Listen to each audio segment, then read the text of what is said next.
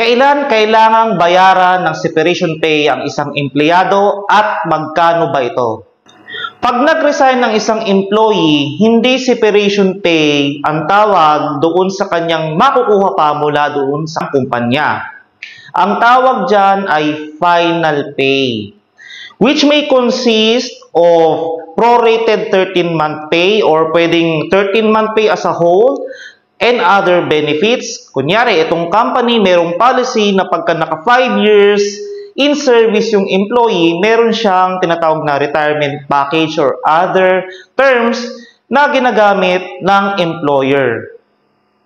Ano nga ba ang separation pay at kailan ka entitled dito? Separation pay is generally given to employees who are terminated by reason of authorized causes. So sa pag-terminate o sa pag-cut ng employer-employee relationship, merong authorized causes and just causes under the law. Pumunta muna tayo for just causes for the termination of an employee. Here, merong pagkakamali or kasalanan yung isang empleyado kaya siya na-terminate or nasisante. So, yung mga grounds dyan are found in the labor code. So, babasahin ko na lang para mas mabilis tayo. First dyan is yung serious misconduct or willful disobedience by the employee. So, mga examples dyan ay use of prohibited drugs. So, syempre, obvious naman, bawal yan. Gross and habitual neglect of his duties. Fraud or willful breach of trust ng empleyado. Commission of a crime or offense by the employee against his employer or any immediate member of his family or his duly authorized representative. And lastly, other causes analogous to the foregoing.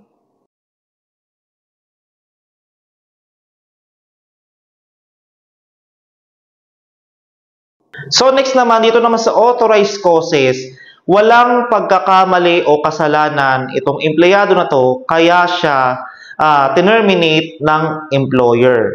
Instead, si employer merong valid reasons or lawful reasons para i-sever yung employer-employee relationship. So ito yung mga sumusunod. First dyan, yung redundancy. Example niyan, yung employer ay nasobrahan na sa kailangang empleyado. The services ng employee are in excess of what is required. Halimbawa, merong dalawang accountants o dalawang bookkeeper yung employer, tapos yung isa naging accountant. So, kaya naman gawin ng accountant yung ginagawa ng bookkeeper. So, pwedeng authorized cause sa pag-terminate dun sa bookkeeper ay ang redundancy. Next is retrenchment to avoid losses. Dito naman, nagbabawas na ng empleyado para hindi malugi yung kumpanya. Kumbaga, para makarecover siya sa kanyang losses. Pero dito, kailangan ng proof of losses si employer. Next is the disease of the employee as a ground for termination. Dito naman, si empleyado must be suffering from a disease which is prejudicial to his health and or prohibited by law. And dapat dito, kailangan ng certification by a competent public health authority that the disease is incurable within a period of 6 months, even with proper medical treatment. And lastly, yung closure of business. Siyempre, pagka yung may-ari ng business, ayaw niya na nitong negosyo na to dahil wala nang market, so karapatan naman niyang mag-close.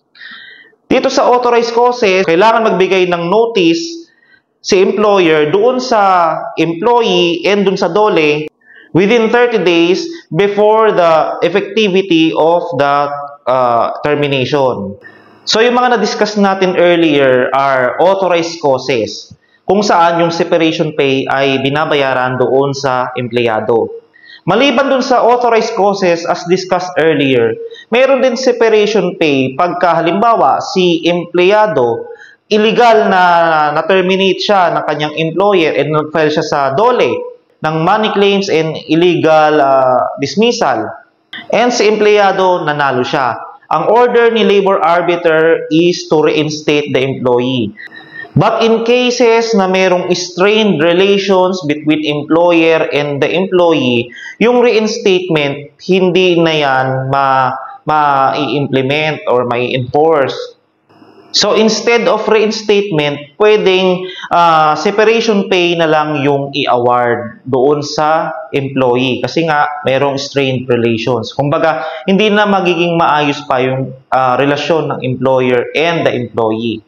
So far, ang basis ng payment of the separation pay are the Labor Code and the Supreme Court rulings. But merong mga DOLE issuances na nagsasabi na magbayad na lang ng separation pay. For example, security guard walang assignment for 6 months. Kasi nga, hindi siya ma-deploy ng agency niya. So, he is entitled to a separation pay. Ito ngayon yung pinakaabangan nyo. Magkano ang separation pay? Depende yan sa cost. Halimbawa, sa redundancy. So, at least 1 month pay or 1 month pay for every year of service, whichever is higher. Ganon din sa closure of business. Ganyan din. At least 1 month pay or 1 month pay for every year of service, whichever is higher. Provided na itong closure of business not due to financial losses. Kasi pagka nag-close yung business dahil nalugi siya, wala nang separation pay. Pag retrenchment naman, 1 month pay or 1/2 month pay for every year of service, whichever is higher.